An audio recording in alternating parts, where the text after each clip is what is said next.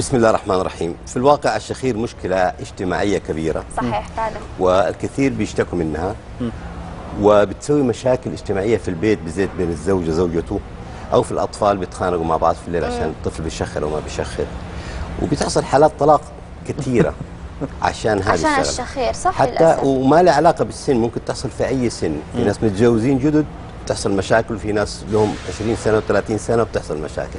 فهي مشكلة اجتماعية كبيرة، وعلاجها في معظم الحالات بيكون سهل، صح. لكن الواحد لازم يعرف ايش هو الشخير من الاساس. ايوه، ايش هو وايش اسبابه؟ الشخير بنعرف في فرق بين انسداد أو وقوف التنفس اثناء النوم، هذا ما حنتكلم عليه، نتكلم عن الشخير. الشخير هو صوت يحدث اثناء التنفس نتيجة لتهدل في سقف الحلق او انسداد في مجرى التنفس بصفة عامة. حلو.